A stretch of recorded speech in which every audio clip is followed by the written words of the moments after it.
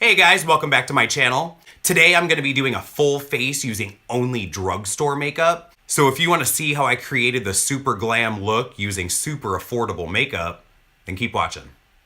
When I was in high school, I used drugstore makeup all the time. Max Factor had a foundation that was very similar to like MAC Studio Fix, and I was always really oily, so I just always used a powder foundation. But like a brand like Wet n Wild, they've been around forever. They're still within that really ridiculously affordable price range. Like things, run anywhere from like $1 to $5 for the most part. And that is what we're using today. I'm using the Wet n Wild PHOTOFOCUS foundation in the shade Peach Natural. So last year I started checking out some of the drugstore products, in particular Wet n Wild, because it was also affordable and came so highly recommended.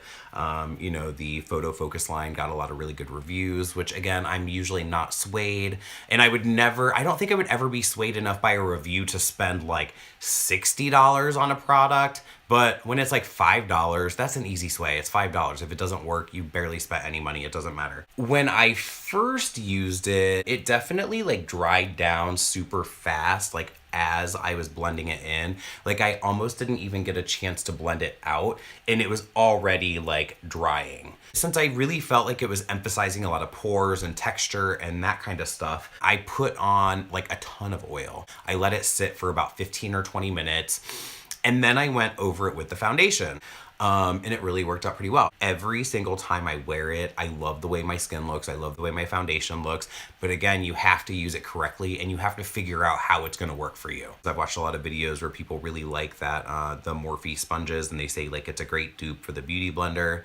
No, and here's how I feel about it. The MORPHE blending sponge is a great dupe for the Real Techniques beauty sponge. It's not at all a dupe for the Beauty Blender. I feel like I haven't yet found a dupe for the Beauty Blender. MAC is now carrying the name brand Beauty Blender, so now I can get the actual Beauty Blenders for 30% off. Yes, I'll take that.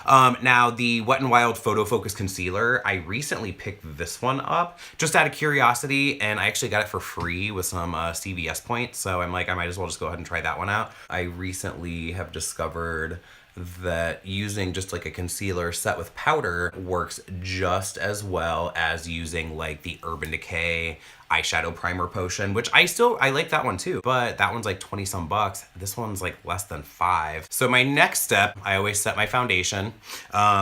Wet n Wild PHOTOFOCUS Pressed Powder. I start in the shade Warm Light. What I can compare this one to is the MAC Mineralized Skin Finish. So now I'm using the Golden Tan color in the PHOTOFOCUS Pressed Powder. I guess almost like a bronzer. Just really around the perimeter of my face. And this one I go in and I just use like a brush to kind of stipple it into the skin.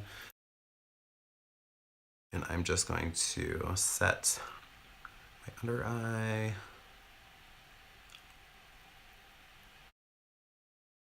Since I don't have an eyebrow product and I'm just gonna kind of make do with what I have and what I'm already working with, I'm actually gonna use this transition shade right here from one of the new Wet n Wild eyeshadow palettes.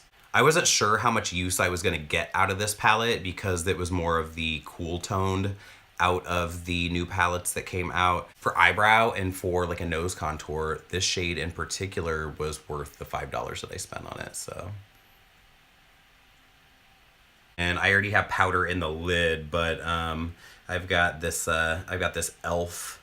HD setting powder. If you're not gonna have like a bunch of flash photos happening all day, like who cares? Use this kind of powder, it's fine. So I think I'm gonna start with the transition shade from this quad, and I'm going to use this transition shade here with the Morphe M433. Oh, you have all these like super affordable eyeshadows from Wet n Wild now at the drugstore that people rave about. And again, I've used them and I really like them. And then you have something that's from like a higher end brand, like you have the Subculture palette. I almost feel like at some point I might buy that palette just because. Look how quickly and easily and how smooth these colors are blending out. I wasn't a huge believer in like the liquid eyeshadow thing. I had used the Urban Decay Moon Dust liquid eyeshadow and I hated it. It was just like a shimmery, sparkly scab. Like it was really, really bad. I hated it. So then I ended up discovering this Maybelline Color Tattoo liquid eyeshadow, and this stuff is really, really good. Now again, it is a little tricky to work with and it does take like a little bit of a learning curve, I think. Then I ended up finding the Wet n Wild. These were from the Midnight Mermaid collection. And in the tube, I mean, look how pretty those are. Those are just like the most gorgeous colors ever, and I really wanted these to work. These are even worse than the Urban Decay ones. These are like the flakiest, chunkiest, grossest scab of makeup that you'll ever put on your face. They're a pretty scab, but they're a scab nonetheless. I also haven't gotten rid of those color scabs because I'm also thinking that maybe I want to do like a product fails video and use all of the products that I just thought did not at all work for me and like do like a full face of that. So I got a sample of the Fenty Beauty Foundation. That one seemed to be a product that was geared more towards oily skin people. So as I was putting it on, it definitely like dried down immediately. And much in the same way that the PHOTOFOCUS foundation without any oil performs, it showed off so much texture. It emphasized pores, it emphasized lines, but as the day went on and it kind of like settled into my skin and my skin kind of got a little bit oily and kind of meshed with the foundation, it ended up working out really well and it looked good all day and it was fine. But again, there was definitely like a rough period there. So the next day I'm like, okay, well, I'm gonna treat this foundation the same way that I treat the PHOTOFOCUS foundation, like on top of skin that has, you know, has oil set into it. As I would set it down on my skin, I would apply it and it would pick itself back up, apply it, pick itself back up.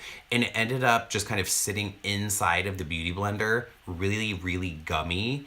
I couldn't go in and like build it up at all. Like it just kept happening. It just kept kind of erasing itself as I would apply it. I'm not really sure exactly who that foundation is good for. I also saw where that line had like the holiday eyeshadow palette that was like the that was almost like the Urban Decay Moon Dust eyeshadow. That didn't really seem like it did that well either. So I'm like, is this line gonna have anything that people are gonna like? And again, I feel like the people that do like it are only there for it because they're like a fan of the teeny bopper that is that has released it. So I don't know. These were definitely the most difficult eyeshadows that I've ever depotted, and I've depotted everything. I really thought there were going to be some casualties along the way, and I didn't end up with any casualties, but like almost. We're going to go ahead and use this transition shade here from the Comfort Zone palette. I almost kind of feel like I want to do a cut crease just because I never do a cut crease. But again, I'm not sure, but we'll see. This could happen. I'm going to go in with that dark brown shade right there on a Morphe E36 brush. It's just like a pencil brush. And with this being a new year and me wanting to kind of, you know, push my boundaries just like a tiny bit more, you know, even I'm probably not ever going to do something that's like so far away from what I normally do that I don't feel like myself either, you know what I mean? Now in 2017, I definitely used, I used false eyelashes a few times. I've never been like a full strip lash kind of person.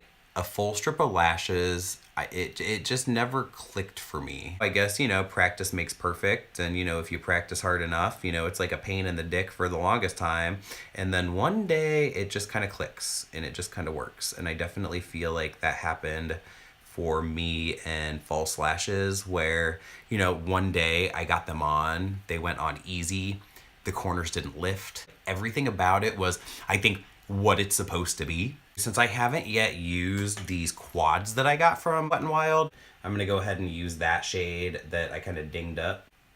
And now, even though I'm not doing like your traditional cut crease, I still am keeping it a little bit more separated, because trying to blend in a shade like this into a matte transition color, you can never really blend that in all the way. It just doesn't work. So I'm going in and just kind of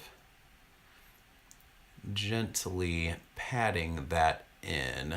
And then I do really like that gold shade right there too, just to bring a little bit more of that, yellowy gold kind of tone into it.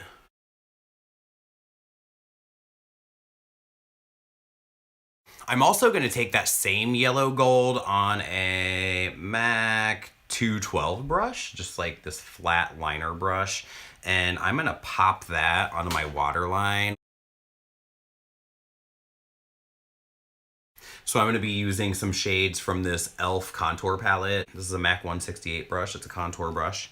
I'm going to go in with that bronzer shade first and kind of build up a little bit of warmth into my contoured area. If you have any kind of facial hair and you're wearing makeup, don't just kind of press it over top of it. Definitely like get in there and get it into the actual hair. Because if not, it just really does kind of leave a blank spot there. And even with my blush, I've been liking to just keep that really high and almost just kind of warming up the contour more than actually being a blush.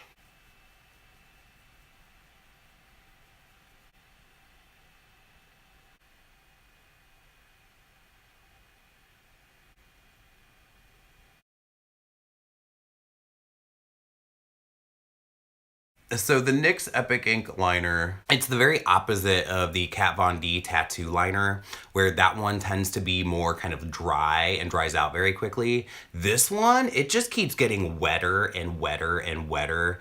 And on this eye, it like got down into my waterline and created a mess, which I still need to go back in and clean up a little bit. But I'm really just using it to conceal the lash band. What is this? This is the NICKA Triple Play. Now look, I really do like this mascara. I like that comb. I like a mascara wand that definitely is more like a comb like that. That one, I just really like it.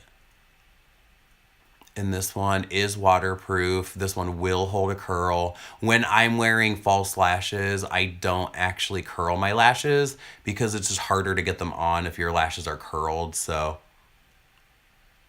But yeah, no, this is the NICKA mascara, the Triple Play mascara. I get it for $4 at the wig store, and I really, really like it. Lashes are not generally my aesthetic, but for the sake of videos and for the sake of pictures, I think they really do just add something. They just really add a little something extra. And I feel like I've done it enough times at this point that it's not like a total pain in the ass anymore. So I'm gonna start with the Wet n Wild Liquid Catsuit Matte Lipstick in Give Me Mocha. And this one is definitely a little bit streaky. Maybe it's not gonna be today. Maybe. Let's talk and draw your lips on crooked. That's smart.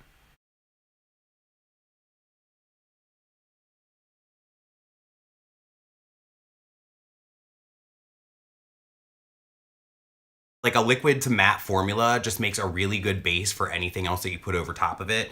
I'm gonna go over it with a lip gloss. This is the Wet n Wild MEGASLICKS lip gloss in the shade Rose Gold.